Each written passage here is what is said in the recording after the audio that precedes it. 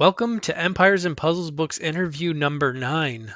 I can't believe we're up to 9 already. This seems like it was still a new idea, and there's just so many great conversations to be having. And there are plenty of interviewees out there that we'll be talking to in the coming weeks. Today, I'm really excited to introduce you to a player that I'm sure you've seen at the top of the charts. But one of the things that makes this player unique is they're at the top of the charts, and they haven't been playing that long in the grand scheme of how long a lot of the competitive players have been playing. So this is pretty exciting. So what does it take to be at the top? We're going to learn that today. We have an exciting interview here for you with KEV RoX from the Cheesecake Factory. Let's talk to Kevin, see what he has to say about getting to the top of the charts in many aspects of Empires and Puzzles. Enjoy. Okay, welcome everyone to another of the Empires and Puzzles Books interview series. I'm super excited about our guest today. It's somebody, we see these names in the top of the charts, and if you're competing like I do, you're used to seeing them show up at some point and bump you down the list. So it's a gift to be able to have access to some of these top players and talk to them about some of their tips and tricks. So today we have the player currently known as KEV RoX. He's changed his name a few times, but Kev is always in there. Kevin, pleasure to meet you. A pleasure to meet you too. Good morning there, Jeff, and Right. a pleasant day to all our viewers. Yeah, we're on opposite sides of the world here, both in tropical climates. I'm in the Caribbean and he is hanging out in the Philippines. So it's very early for me and very late for him. So we are doing what we can to make this work for all of you and get these good conversations going. So let's jump right in, Kevin. You are one of the masters of the challenge events, and your name that we see at the top of the charts all the time. Let's talk about what it's taken for you to get to that level of play. Maybe let's start from the beginning. Sure. So I started competing in challenge events way back when I was a newbie player. I think it was around 2020, year 2020.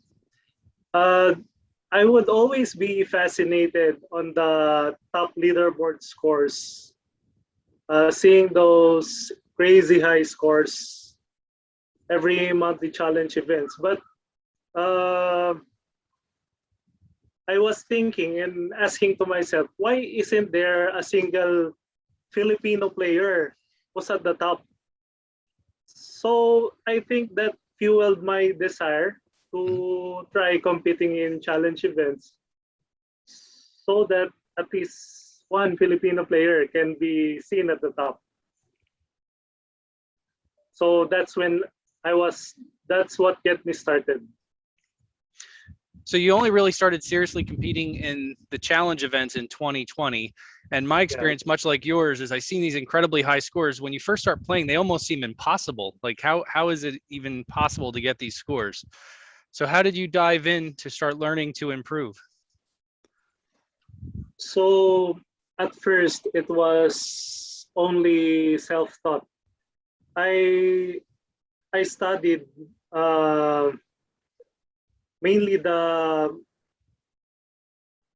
scoring structure of the challenge events, the match bonus, the HP bonus, and the cascade bonus, time bonus, yeah. Mm-hmm.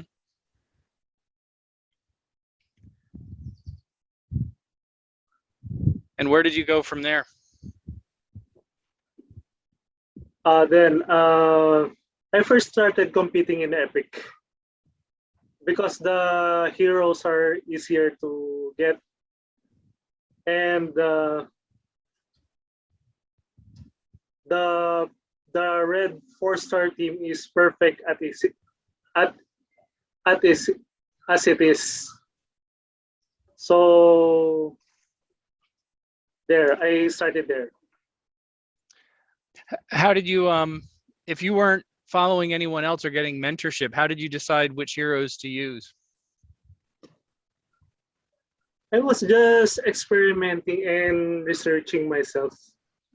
Okay. Being a solo player, I like to to study the game.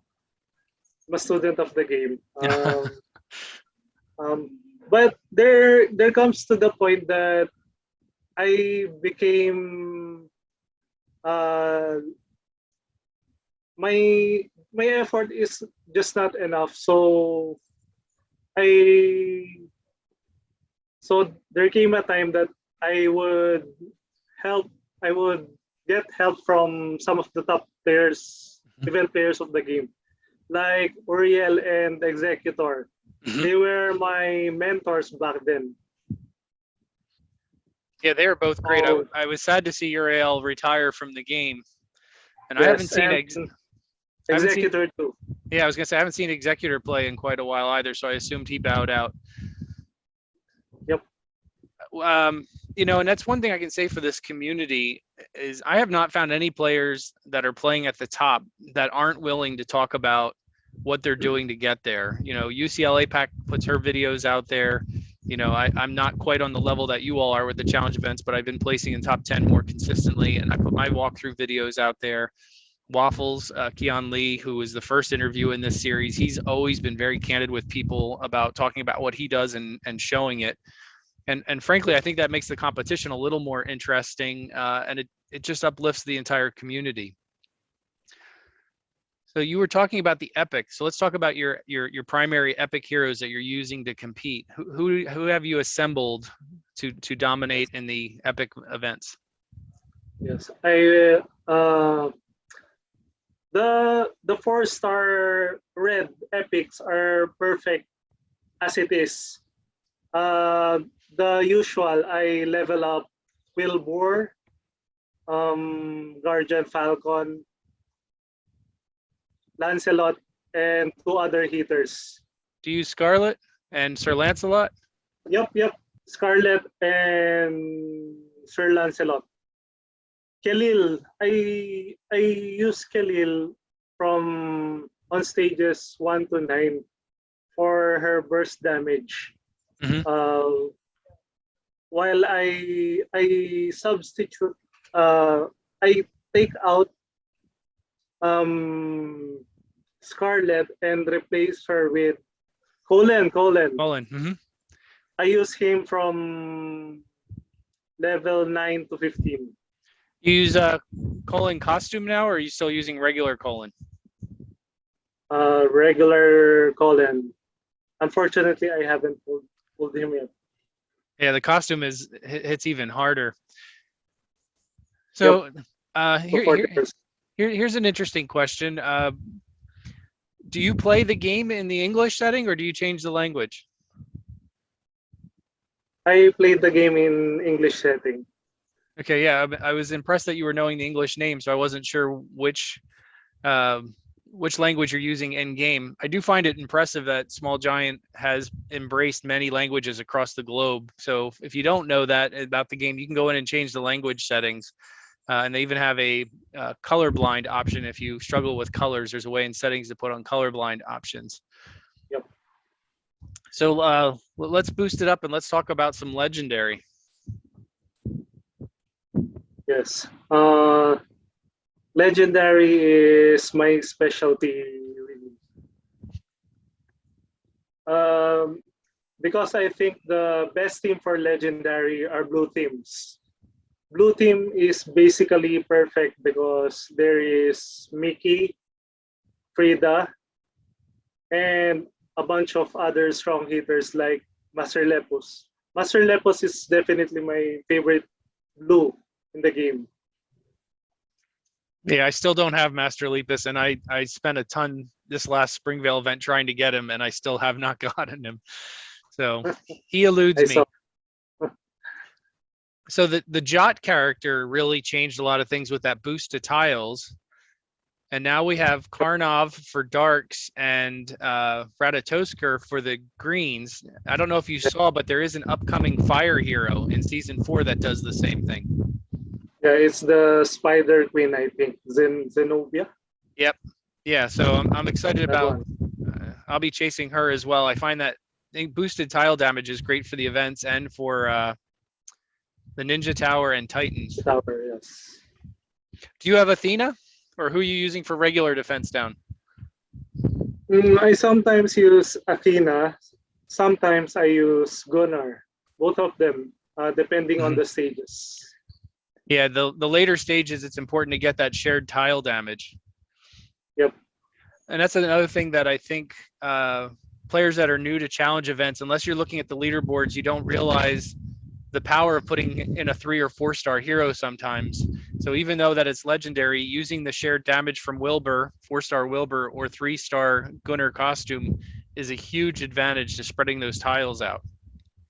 On stages 1 to 9 in Legendary, 1 to 8, I mean, it isn't, shared damage isn't so important because on the boss wave, there is only one boss and two monster creeps.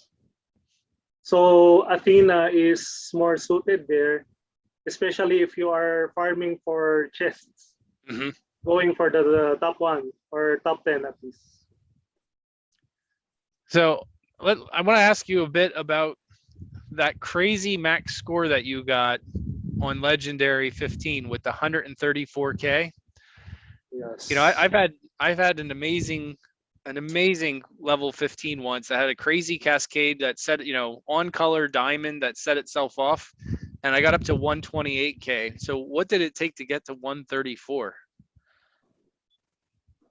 I saw your video about that specific 128K. I counted your moves. I think you made two moves in that stage. Mm-hmm. One in the first wave, and your second move, you pop the diamond, and it pop itself. Mm-hmm. So basically, uh, if you want scores 130,000 and above in stage 15, you should pray and expect, wish for the diamond to pop itself. All right. It takes experience in determining a board that at least has a high probable chance of accomplishing that self-popping diamond. Yeah, there's like a specific format. You have to be able to format.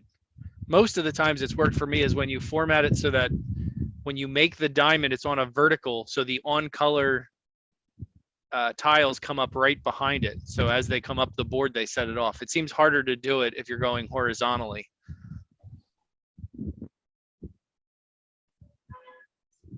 Yeah. So how many times have you placed in the top 10 in the legendary events? Um, I'm not I'm not counting my places, but I placed there quite a bit. Yeah, we see your name up there all the time. Thank you. Let's switch gears a little bit and talk about the Mythic Titan. How has your experience been fighting the big Titans? So Titans are actually the first things I came to love about this game. The thrill of seeing your team made a big score is so satisfying. So this past 5 Mythic Titans, I am lucky enough to place on the top 10 in two of them. I think I placed 10th on Mythic Titan Ifrit on the best single attack. Nice. And the 7th on Hades in best single attack. Excellent. Congrats. Now, with both the challenge events, the Ninja Tower and the Titans, are you building heroes specifically for those events, or are you using heroes that you've built for raid and war? At this point, I have, at least for me, I think I have enough 5-star heroes to finish Ninja Tower, for example. Mm-hmm. In Ninja Tower, it's it's entirely possible to finish it with just one team. Sure. Um, if I remember correctly, I once finished the Ninja Tower by just using my blue team and four blues and Guardian Gazelle for that attack up. Even up to stage 50th, the whole wave can be wiped out by only two heroes. I just use, of course, Gazelle is making them dance. Uh, Frida and Glenda combo wipes out the entire wave. That's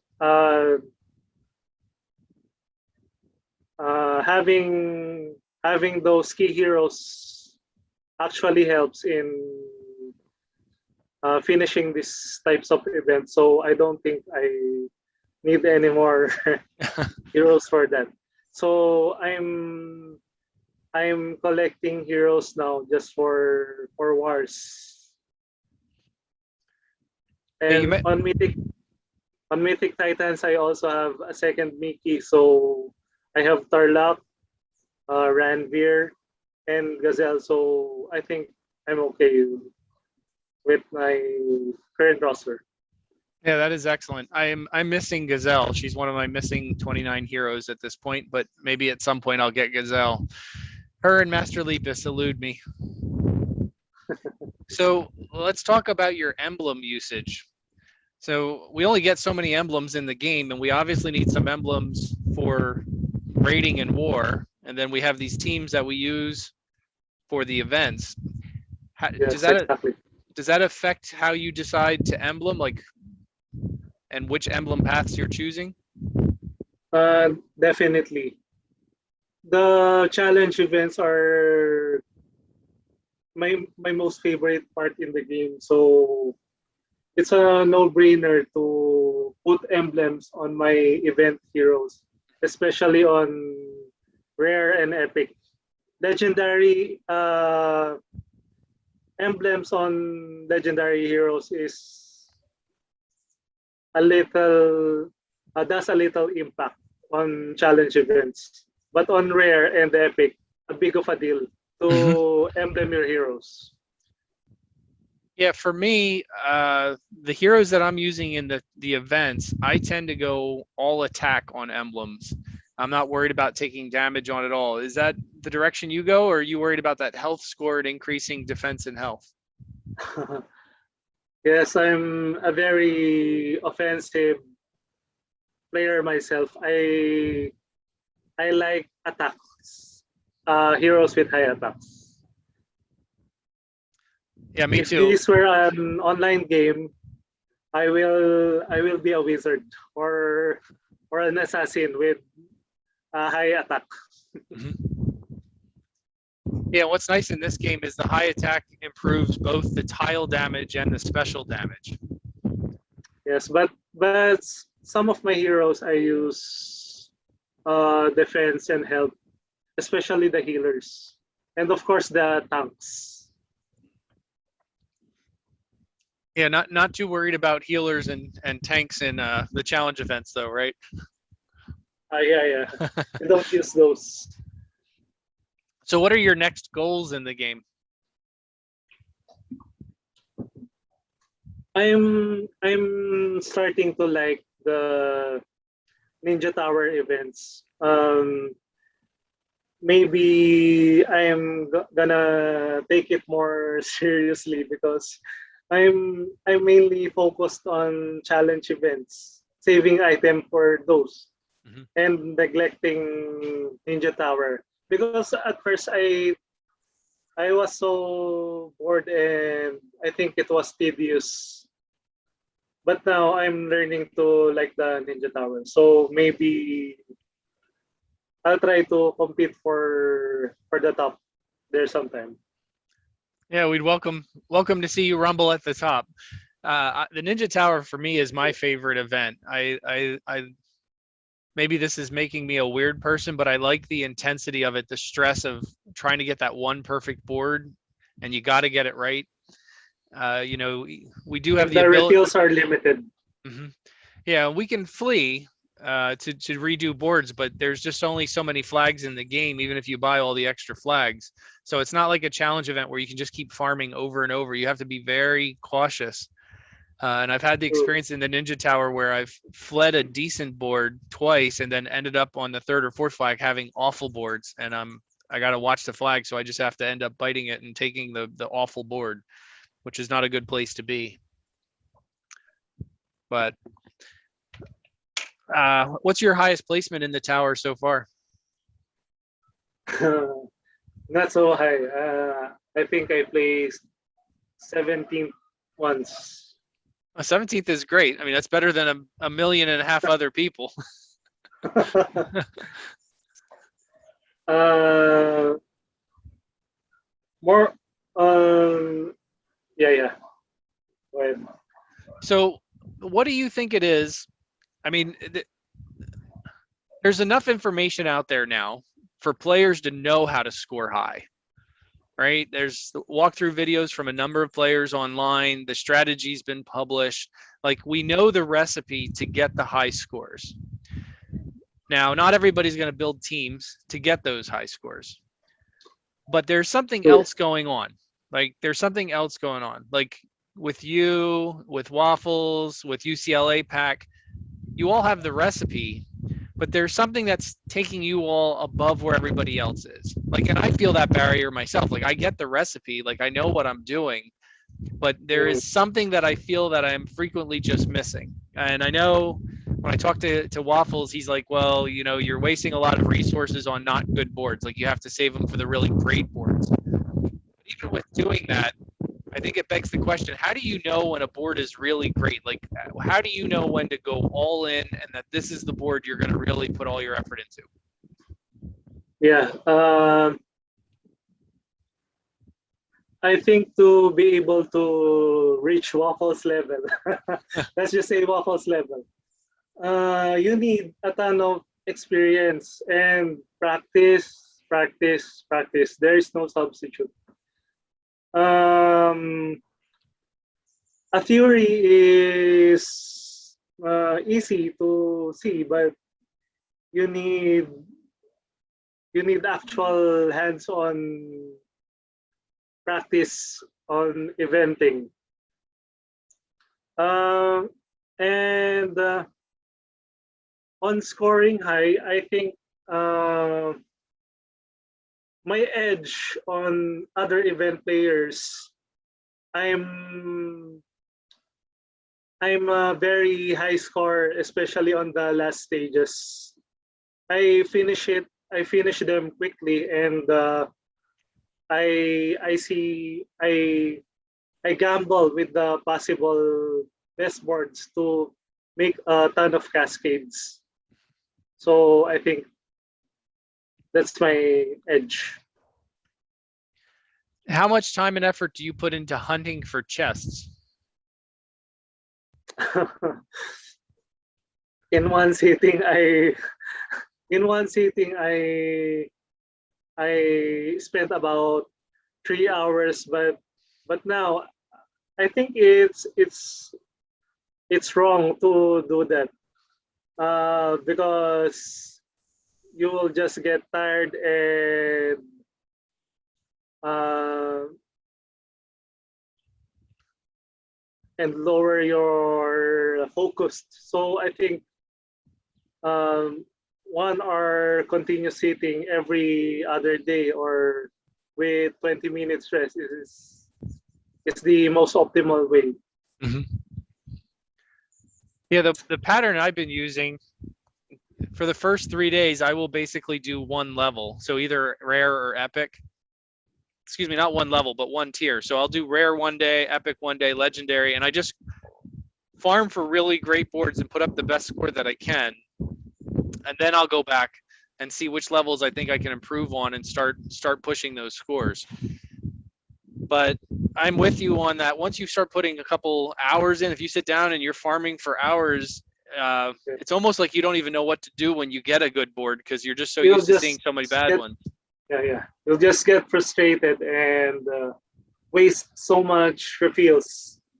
I've been there. I've wasted My most was 17,000 gems or legendary. Yeah, it definitely has a cost to it, both in gems and flags. That's one of the reasons I've always done XP farming, was to increase the number of flags. I actually just leveled up yesterday, so I'm up to 92 flags on a world energy flask, which Wow. which is nice, but they still go quickly when you're farming boards like that. Yeah, yeah. So I want to add another tip. Um, in order to save that refills and rerolling, you must at least take time to visualize to see the whole starting board. I usually take about 2 to 3 seconds to make a first move so that I can predict what the best possible cascade this board has to offer. Yeah, that is a Uh, it's very inefficient to just making random moves when you'll waste a lot of time and refills that way.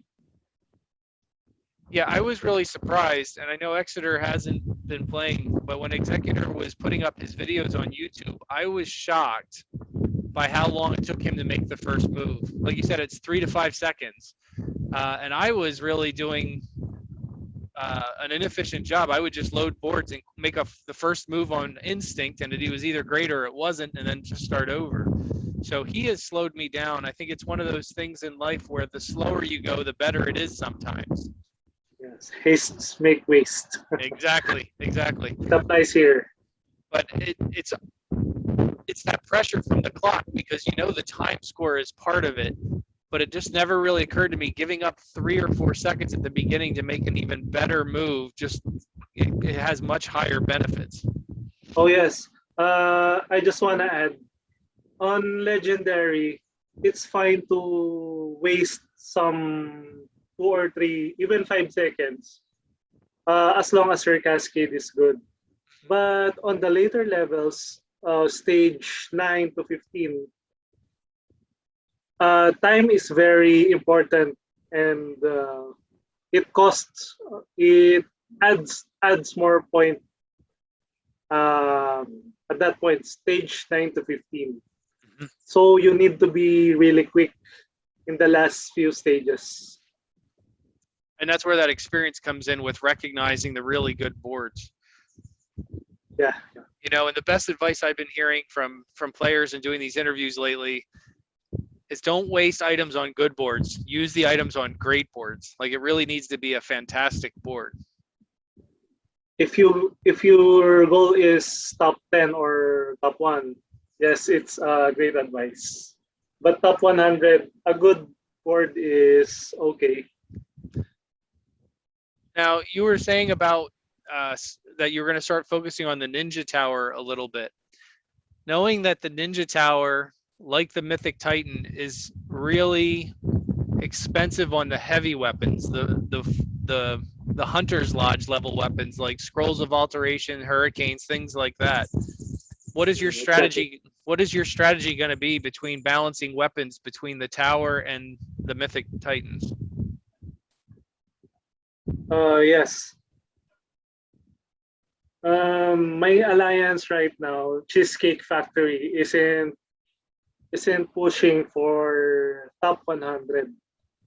We're always in the top 1,000 range. So I just do 2 serious attacks with premium items, Scroll of Alterations and Hurricanes. And that's it. That's enough to take me to top 1%, both in best single attack and total damage. The Sure. rest I use cheap items. So I think I will save a considerable amount of hurricanes and scrolls to use in Ninja Tower that way. Excellent. If you want, I can send you my weapons list that I use to prepare for the Ninja Tower. I have that down to a science, at least for what works for me and what levels I'm using which weapons. That will be helpful. Yeah, one of the things that's nice about the tower, it makes it challenging, but it's nice from an efficiency standpoint, is those higher levels, you can only carry 2 weapons. So by the time I'm using scrolls, I can only carry a few of them anyway. So it's not like I'm wasting 5 scrolls on bad boards. Yep, exactly. The last few stages, I think it's 35 to 50.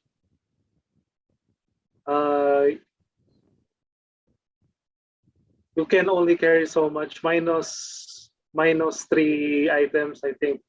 So that's the best times to use the premium ones. And that's also when it gets harder. So it's the timing is good. About the time you need those weapons is when they start limiting them, so they have a bigger impact. I wouldn't waste them on those lower levels. You know, and frankly, if you're going to be competitive on the Ninja Tower, the first 10 floors are all one move. You just need to get that first really good cascade, and then weapons and specials on the boss. Yep, I agree. I also use Gunnar for the lower levels, even on later levels, especially to save on the battle items.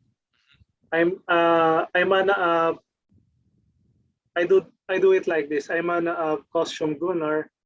I do one move, and hopefully if it wipes out the first wave, and then specials on the last wave, boss wave. Right. Yep. Yeah, that's perfect. So how long have you been in Cheesecake Factory? Mm, I think I'm almost a year there. I joined last September 2020, if I remember. And are you all killing 14-star Titans every day? Uh, we are weak on yellows, and because not all of us have Guardian Panthers. Okay. So sometimes we kill 13 stars. Okay. Now, the Cheesecake Factory is actually a restaurant chain. Do you have it?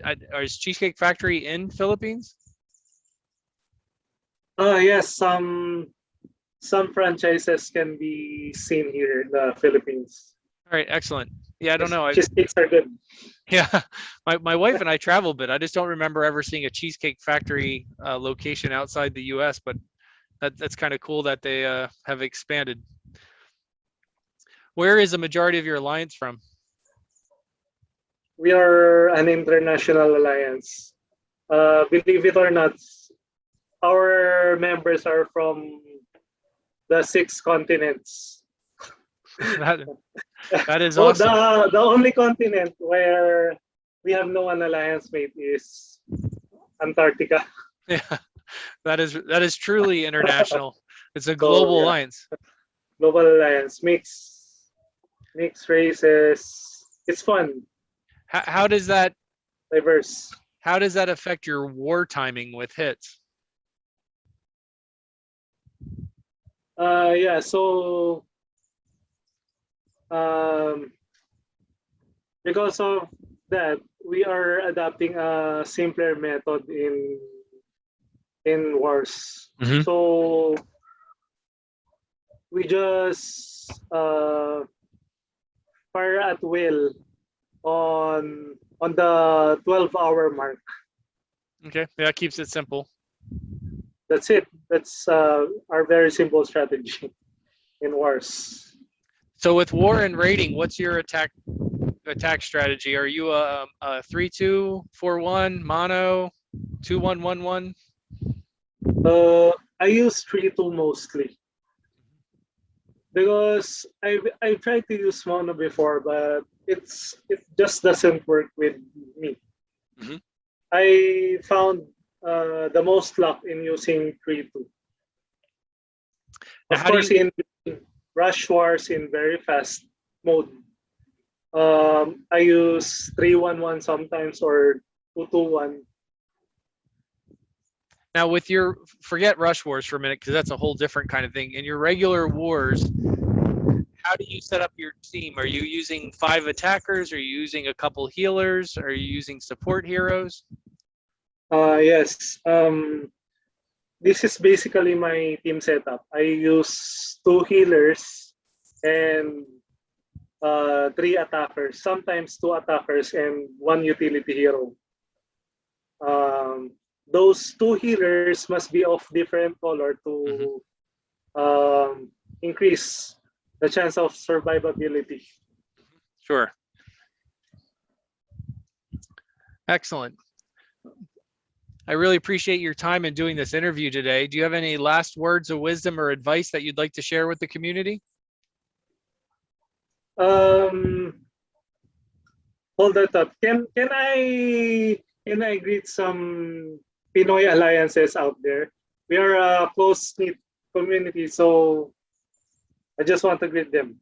Sure, go ahead. Thanks.